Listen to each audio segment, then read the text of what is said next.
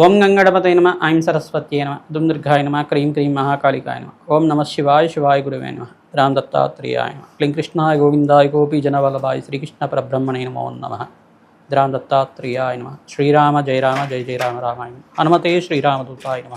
YouTube ప్రేక్షకులకి అందరికీ కూడా నమస్కారం అండి. నేను పాలపర్తి గురునాథ్ శర్మ, జ్యోతిష్యం వాస్తు సిద్ధాంతిని. జూన్ నెల మాస ఫలితాల్లో భాగంగా మకర రాశి జాతకులకి జూన్ నెల మాసంలో బృహస్పతి అంతా కూడా సప్తమ స్థానంలో ఉచ్చస్థానంలో మార్పు చెందడం వల్ల అఖండమైన లాభాలు సిద్ధించడానికి ఆస్కారం ఉంటుంది. జీవితంలో ఊహించిన సంఘటనలు జరుగుతూ ఉంటాయి. జీవితంలో మార్పులంతా కూడా చూస్తుంటారు. జీవితంలో అదృష్టయోగం పట్టబోతుందని చెప్పడం జరుగుతుంది. రాజయోగ ప్రాప్తి, విపరీత ధన ప్రాప్తి, మహాలక్ష్మీదేవి అనుగ్రహం అంతా కూడా మీ రాశి మీద ఉంది.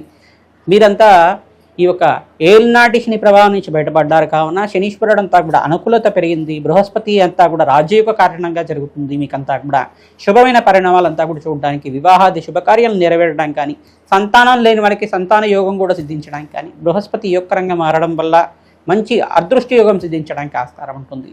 మీకంతా కూడా సంఘంలో గౌరవం పెరగడం కానీ, వ్యాపారంలో అభివృద్ధి రావడం కానీ జరుగుతూ ఉంటాయి.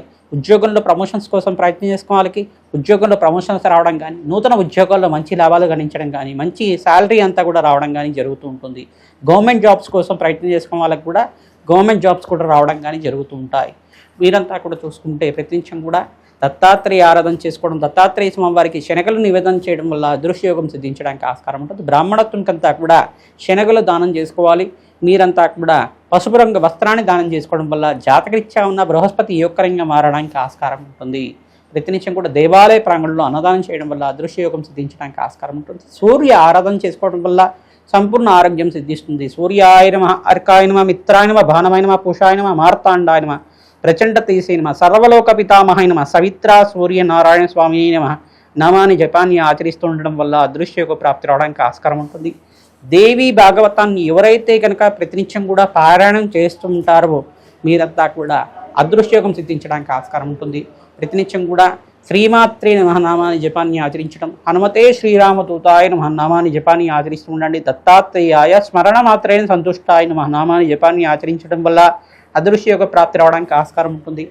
తద్వారా మీకంతా కూడా లాభాలు గణించడానికి ఆస్కారం ఉంటుంది.